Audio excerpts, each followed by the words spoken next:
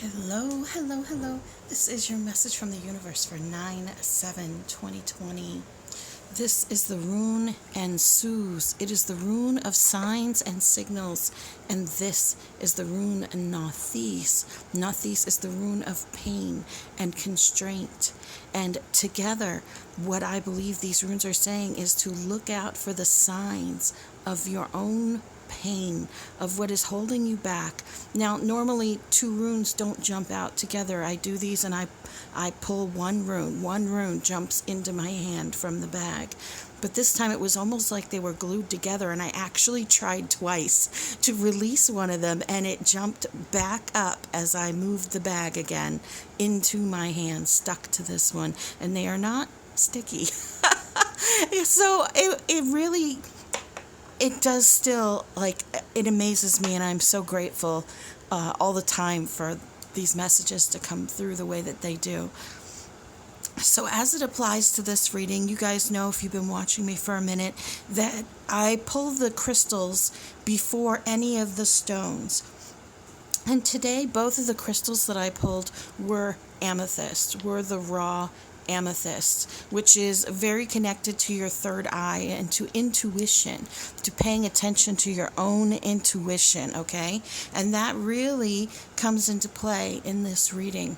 So if you go back over the last few days, we had maybe a week or two of really talking about using these pauses to overcome those spaces within us that need shifting so we can move forward on the things that we want in life, on the plans that we have, on our purpose, and that sometimes where we are has to change for us to get to where we want to be, and that we often will hold on to where we are because the pain is comfortable, because the situation is familiar to us, and we don't want to let go of that familiarity, even though we know that moving forward is better for us, or even though we know that moving forward is going to be where our success is going to come in, or where our purpose is coming, our passion is coming, our growth, our expansion.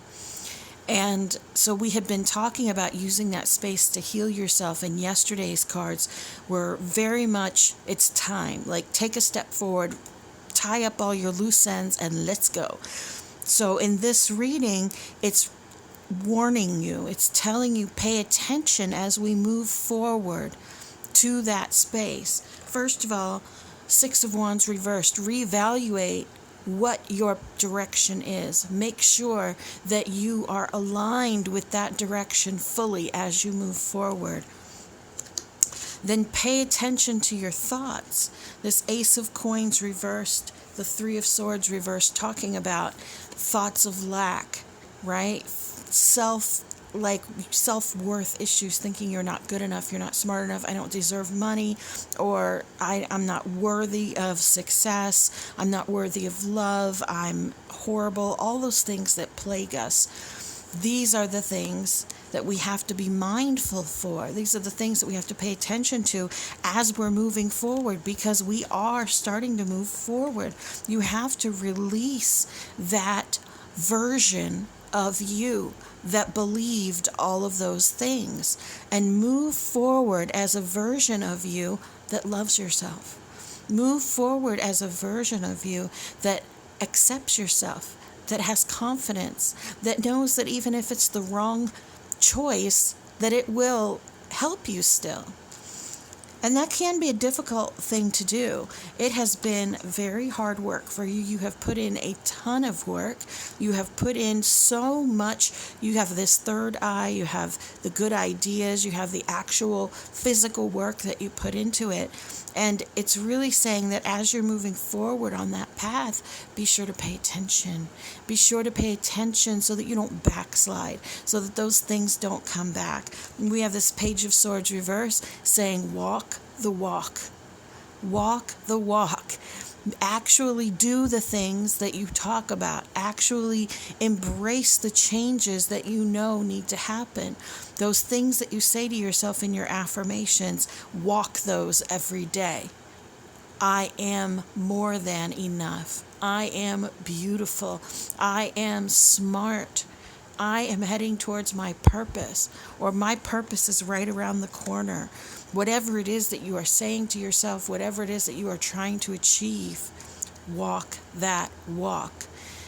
Deepak Chopra calls it living backwards in time. I read that back in the 90s, and there's been a lot of stuff that has come out that is very similar to that. But when you live backwards in time, it's from a book called The Way of the Wizard.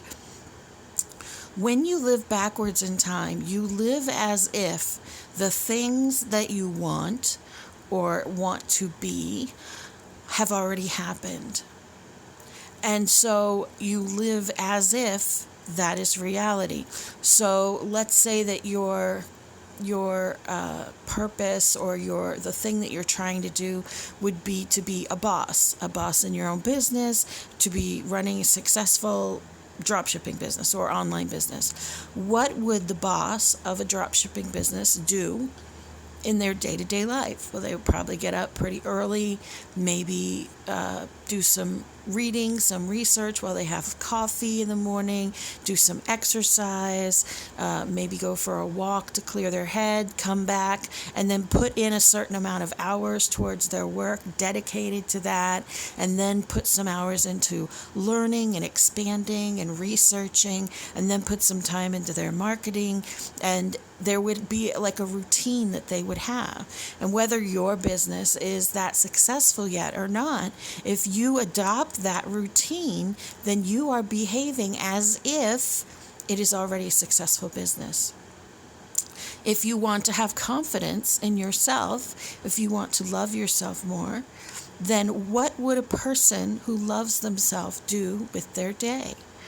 They would probably get up, they would smile at themselves in the mirror, they would say how beautiful they look to themselves maybe, they would take care of themselves in the morning by having something healthy or perhaps doing some exercise or some yoga. They would speak to themselves in a particular way, they would put themselves into situations that lift them up. They wouldn't purposefully put themselves into situations that drag them down. The way of the wizard is living backwards in time.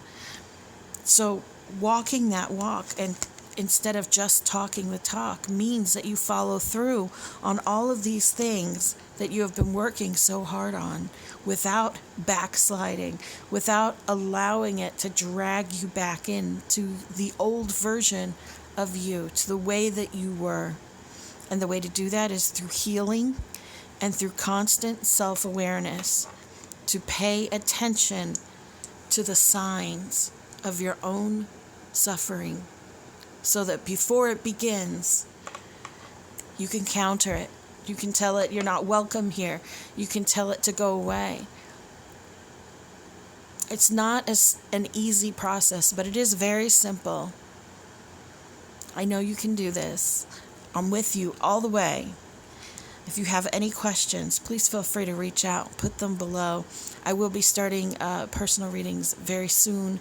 Probably my goal is for October to have all of the stuff set up, the legal stuff and the little things on the website and all that. So thank you so much. You are beloved. You matter. You are loved.